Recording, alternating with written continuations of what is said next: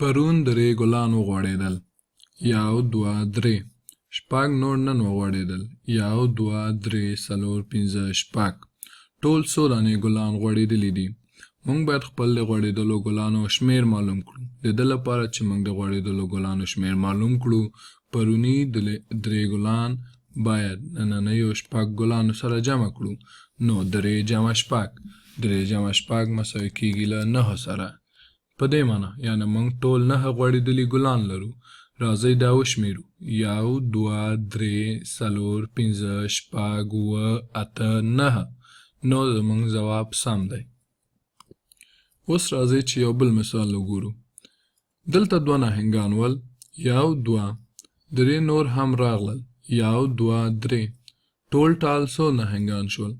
د دې لپاره چې موږ د نهنګانو ټول شمېر معلوم کړو، موږ باید 2 مخکیني نهنګان له دې نوي راغلي نهنګانو سره جمع کړو، یعنی 2 جمع 3.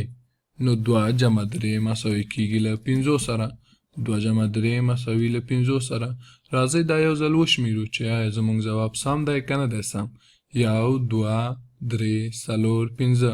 نو زموږ ځواب سم دی. دلته یو بل مثال هم لرو. له یوې ونې نه 10 دانې غوزې راوغورځېدلې.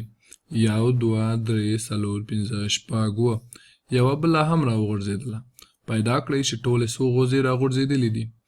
د دې لپاره چې موږ د غوزو ټول شمېر معلوم کړو، موږ باید دا اووه غوزې له دې یوې نوې غوزې سره جمع کړو. نو 9 جمع 1. موږ دلته 3 ځواب لرو. 9 جمع 9 مساوي کیږي له 14 سره. 9 منفي 1 مساوي کیږي له 6 سره.